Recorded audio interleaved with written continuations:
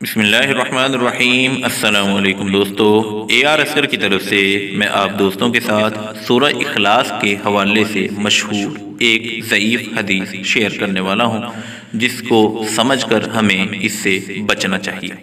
سورہ اخلاص کی فضیلت سیدنا انس رضی اللہ تعالیٰ عنہ سے منسوب ہے۔ ہم نے رسول اللہ صلی اللہ علیہ وسلم کے ساتھ تبوک میں تھے کہ سورج ایسی روشنی لے کر طلوع ہوا کہ ہم نے اس سے پہلے کبھی اس طرح طلوع ہوتا نہیں دیکھا تھا۔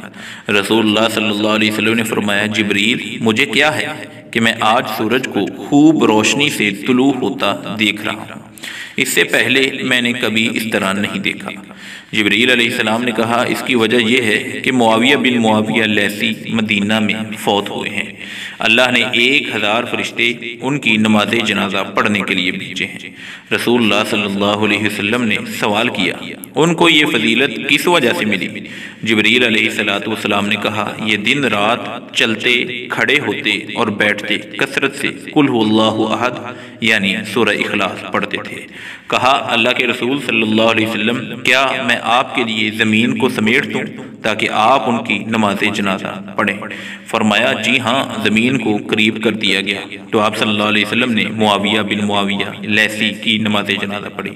یہ حدیث مسند ابی یعلا میں 4267 نمبر پر ہے، لیکن یہ روایت من گھڑت ہے کیونکہ اس میں علا ابو محمد سقفی پر جھوٹ بولنے کی جرح ہے، اور بعض روایات میں 70,000 فرشتوں کا ذکر ہے۔ یہ روایت اپنی تمام سندوں سے ضعیف ہے۔